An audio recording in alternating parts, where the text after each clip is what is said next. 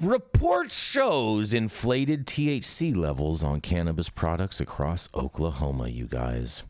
A recent report by a cannabis lab manager shows the labels on cannabis products are allegedly reporting the wrong THC level, you guys. Ha ha, get out of here. THC is the psychoactive component in marijuana. The higher the percentage, the stronger the effects. As you can imagine, getting a different amount than what you expect comes with consequences, in quotes. We've been reading a lot of reports over the last several years about the inflation of THC, the potency numbers, and how it was affecting different markets, Jeffrey Harvard, lab manager at Harvard Industries, said.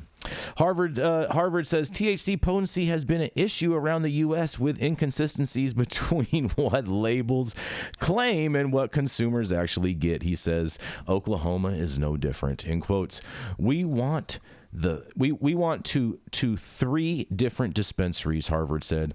We just asked the bud tenders to give us one of each of the most popular strains, so we ended up getting 15 samples total, and we tested all of those 15 individual samples for their THC potency.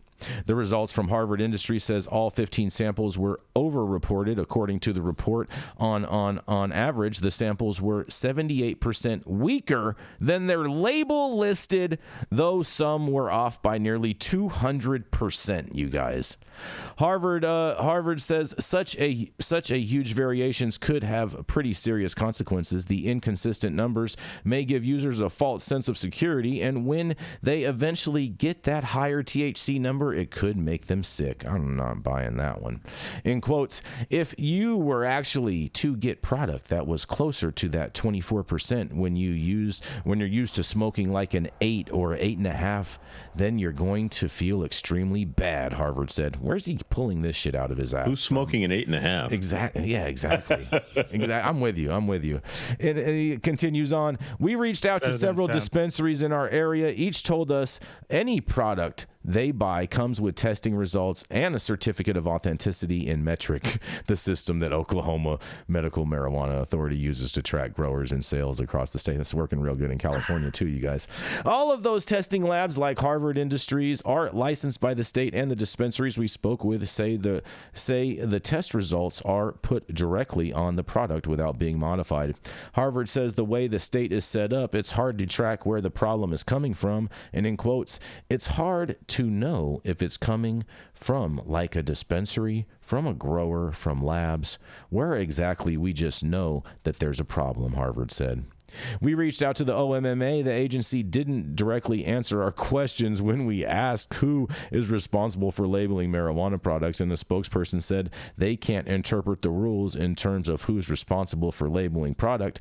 However, they did point to a new quality assurance lab that's currently being set up, saying, in quotes, the issue exemplifies the necessity of the OMMA's quality assurance lab. Our lab will address this issue through advanced testing and testing standards, you guys.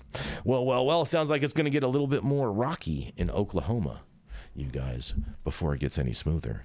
When you think about it, these antiquated I can't believe you didn't pick this story up, Simon. Just can't. Dude, I mean, Oklahoma's old news, bro. This has your name written all over it, bro. Testing numbers, everything. Oklahoma. Well, I definitely know some of the testing labs, most of the testing labs in Oklahoma. I could tell you that the relative standard deviation in Oklahoma is far surpassing 10% from lab to lab. I don't know. I haven't seen anything in the last 12 months. I kind of switched my focus a little. I have a question on this for you, Simone. How do you get results that are over 200% inflated? I don't understand how they come up with that number. That doesn't make sense to me, because you're always it's 100% of what you have as far as. Well, it's just their standard was half as pure as their actual, sample. So that's how that happens. So it's common, but the common, Todd can probably speak to this better than I can, since he's been literally just like in it for the last how many years, Todd? I think that there's many different things, Jason, but mainly it's the standard they're using, right? Because that's how their machine is calculating the purity of whatever compound that they're testing. It's based on that standard. So that's one.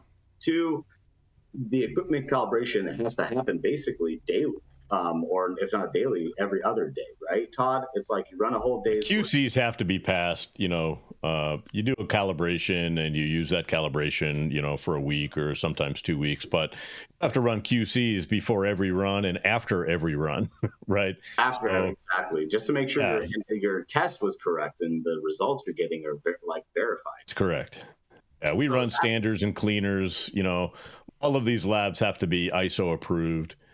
I'm not sure what the law is in Oklahoma, but any reputable lab is ISO approved because you have to be. No, they're all ISO approved, but that doesn't mean right? there's mistakes. Oh, and we were talking about it before. Just like there's bad doctors and bad lawyers, there's going to be bad lab operators. People are in this to make money. You can buy results in some places. It happens. We know it happens, right? So, but those results are criminal. I mean, when we're overtaxed and the consumer is still focused on potency because they conflate potency with value, and if you're 78%, is it the lab doing it, or is it the cultivator? Yeah, no, it's how would a cultivator increase the THC percentage in a lab test? Are they comparing the label to the COA? Or they just no, I think they're comparing the COA to a new lab test is my takeaway. I did click on the link of the article, and that's criminal. I mean, show me another industry where I could go, if I'm going to buy Parmesan Reggiano or whatever from Italy, and you throw some Kraft cheese in there, you are bait and switching me. I mean, it's the same as maple syrup or olive oil or some of they're incredibly valuable. It's a little cheese cut. But that's the name of the game with marketing, right? It's like they make rules about this. So like Kona Coffee, for instance, I was having a good discussion with my boy Kevin. Kona Coffee, you don't even have to be 100% Kona Coffee to be labeled. You can be less than 50% to be Kona Coffee. Exactly, it's more than 10%, right? It's like, but that's because the Kona coffee industry has sold out the consumer by agreeing to that. And as a cannabis industry, we should not agree to such variations in accuracy. Otherwise, all we're doing is supporting the trap. Until there is standardization across the board, right, it's all going to be different. Right? Exactly. So there's standardization in every other form of testing, whether you're testing pee or urine or whatever the fuck else you're testing. But get your mind out of the crotch, Todd. It's hard to with this crowd. We are way over time, and before we start talking about golden showers and Jason gets his panties all in the bunch. Oh boy! Listen, have you seen the tape? We're gonna close it on out.